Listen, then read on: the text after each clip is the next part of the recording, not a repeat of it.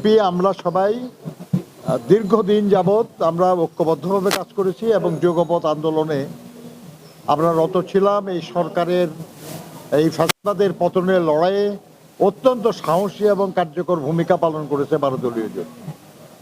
তো আমরা আজকে আমাদের মহাসচিব মির্জা ফখরুল ইসলাম আলমগীর, বেগম সেলিমা রহমান, আব্দুল ওয়াল মিন্টু সহ আমরা 12 দলীয় জোটের শীর্ষ নেতৃবৃন্দের সঙ্গে বসছিলাম। আমরা দেশের বিদ্যমান রাজনৈতিক অবস্থা, অর্থনৈতিক অবস্থা, জনগণের নানা সমস্যা ইত্যাদি নিয়ে আমরা মত বিনিময় করেছি। এই ধারাবাহিকতায় আজকেও আবার এর খানিকক্ষণ পরে আর একটা পার্টির সঙ্গে বসবো এবং আপনার এলডিপির তাদের মূল নেতারা 2-1 বাইরে আছেন ঢাকার, সেজন্য তারা ফেরার পরে 2-1 মধ্যে বসবো। এই আলোচনার প্রেক্ষিতে আমরা কিছু করণীয় কোনো সিদ্ধান্ত হলে সেটা আমরা আপনাদেরকে পরে জানাবো এবং সেখানে যখন জানাবো তখন আমরা সবাই থেকেই জানাবো আপনাদেরকে। তো নামাজের আজান পড়ে গেছে, আমি একটু তাড়াতাড়ি শেষ করার জন্য 12 দলীয় জোটের প্রধান, অত্যন্ত প্রবীণ রাজনীতিবিদ, শ্রমিক নেতা, সাবেক মন্ত্রী, জাতীয় পার্টির চেয়ারম্যান মোস্তফা জামাল হায়দার সাহেব কিছু বলার জন্য।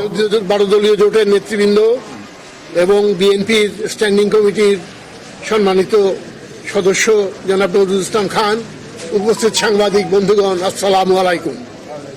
আপনারা জানেন আমরা এখানে বিএনপি অফিসে আজ সুদীর্ঘক্ষণ যাবৎ বিভিন্ন বিষয়ে, বিশেষ করে বর্তমানে দেশে যে উদ্ভূত রাজনৈতিক পরিস্থিতির পরিপ্রেক্ষিতে আমাদের আগামী দিনের বিভিন্ন কর্মসূচি কি হওয়া উচিত ইত্যাদি বিষয়ে আমরা নিজেদের মধ্যে কথা বলেছি, কিন্তু আমরা কোনো চূড়ান্ত সিদ্ধান্তে উপনীত হই নাই।